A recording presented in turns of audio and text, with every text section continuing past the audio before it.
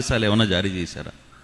రెండోది ఏంటంటే ఫైనాన్స్కి సంబంధించిన సర్టిఫికేట్స్, ఇప్పుడు డాక్యుమెంటేషన్స్ ఉంటాయి, వీటన్నిటికి సంబంధించిన ఇష్యూస్ ఉంటాయి, లేదా రెవెన్యూకి సంబంధించి ఇప్పుడే మనం చూస్తున్నాం చాలా కేసులు రెవెన్యూలో ఏ విధంగా ఇప్పుడున్న టెక్నాలజీలోనే చాలా మార్పులు చేశారు, పెద్ద పెద్ద నేతలు అందరూ దొరుకుతున్నారు నేపథ్యం ఇప్పుడు.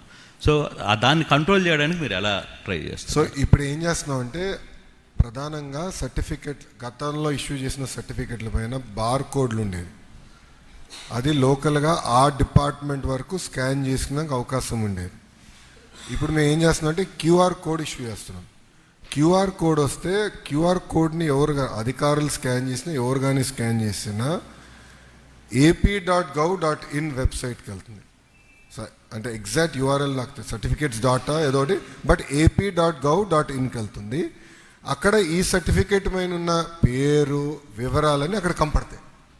సో ఇది స్కాన్ చేసుకోవచ్చు, జిరాక్స్ చేసుకోవచ్చు, ఏమైనా చేయొచ్చు, but QR code is permanent.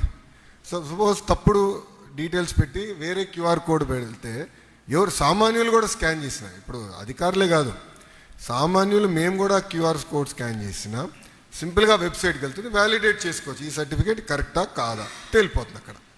So మీరు అన్నట్టు డిగ్రీ సర్టిఫికేట్స్, ఇంజనీరింగ్ సర్టిఫికేట్స్ గతంలో పెద్ద కుంభకోణాలు జరిగినాయి. ఇప్పుడు APPSC రిక్రూట్మెంట్లో అధికారులు సగం సమయము ఈ సర్టిఫికేట్ వెరిఫికేషన్లో పోతుందండి. If I'm right, almost 80% of their time goes in certificate verification. అది ఎందుకు ఉండాలనేది నా పాయింట్. సో దానికి తీసుకొచ్చాం. సో అది వీల్ స్ట్రీమ్ లైన్ ఇట్. ఇది తొలి అడుగు మీకు చెప్పా, ఫస్ట్ స్టెప్. ఇప్పుడు there are category 1, I call them 1, 2, 3 category 1 services సీమ్లెస్గా చేయొచ్చు. కేటగిరీ 2 సర్వీసెస్ ఇంటర్నల్గా మా పనితీరులో మార్పు రావాలి. కేటగిరీ 3 సర్వీసెస్ చట్టాల్లో సవరణలు తీసుకురావాలి. సో అవన్నీ ఆల్రెడీ మ్యాప్ చేసాం. అవి కూడా వచ్చే అసెంబ్లీ సెషన్లో ఆ చట్టాలు సవరిస్తాం, సర్వీసెస్ అందిస్తాం.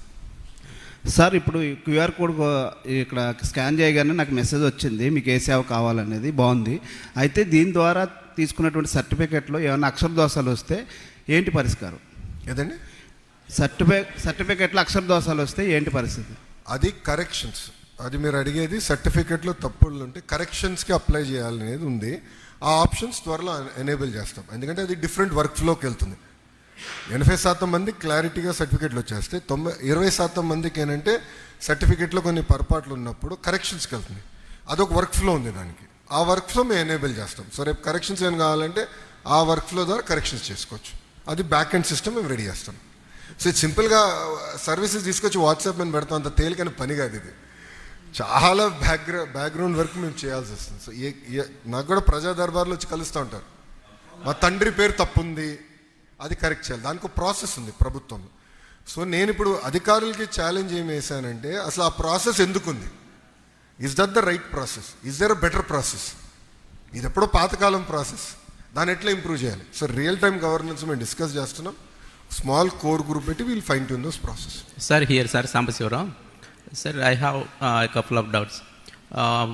Whether are we going with the real-time service, or do we prepare any citizen charter for this e-governance? Since if it is a physical issuing of services, we have citizen charter, and officers also will take some certain time. But in this digital era, we all have data with ready data, so it will be possible for you to reduce the time, I think. Correct. And how many services government of Andhra Pradesh is going to provide with this platform?